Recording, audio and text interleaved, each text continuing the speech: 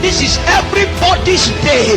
This is everybody's day. One of the tokens of every patriarch, everyone who is a father, is that you are a master with altar building. That's how it is in scriptures. Every true father understands that earth is no abiding place. And so they don't build houses. Let me have it. Okay. Oh, okay. That's good news. So the Bible said, like Abraham built only two things. He built what? Tents, and then he built altars. So fathers understand the journey through time, and so they don't do anything permanent. They are not afraid to switch, but they always build altars. So let's look at Genesis chapter 12 verse 7, and then we'll round up briefly. Okay, so just knock it off. And the Lord appeared unto Abram and said unto him, this was sequel to Abram's response to the invitations of God to get out of his country, out of his kindred, and out of his father's house into a land that he would show him. When he had initiated obedience, he witnessed another encounter. It's just a side talk to say that your sustained encounters are not just premised on prayers. They are premised on your response to the communications of the last encounter. So Isaac, if God says come, and you didn't come, you can't be praying for fresh encounters. You will need to obey the instruction of the last one. That brings closure to that encounter, and then you can experience another one. Are you with me? When a man stays in disobedience and keeps having spiritual encounters, he may need to query the nature of the encounters.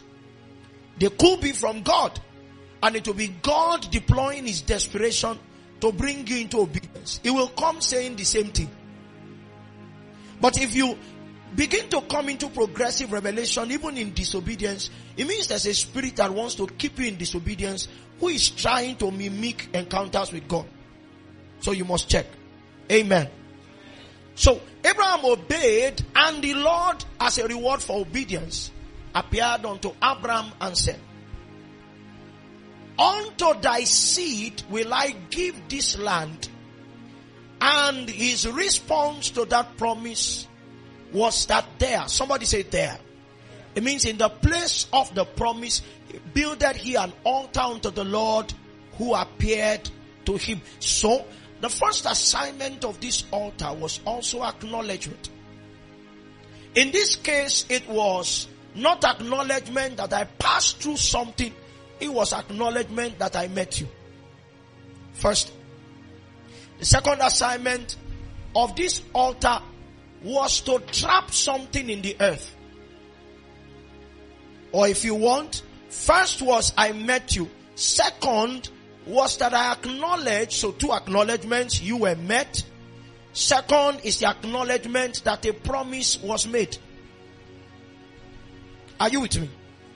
Because it was a response to a promise. Third is to trap in the earth, like in the case of the other altar.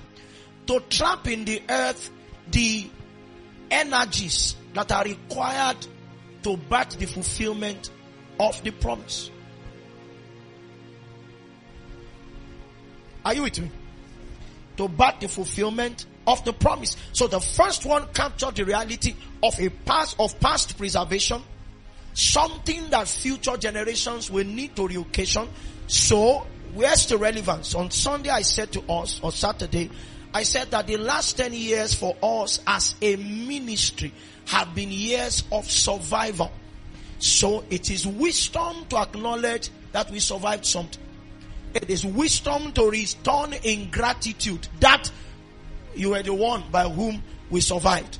And so that in case anybody shows up connected to us physically or online that is about to embark on any new thing or is going through hard times, the reality of our survival can be your reality if we by wisdom raise an altar. How does the second altar find relevance? One is the acknowledgement that you have met with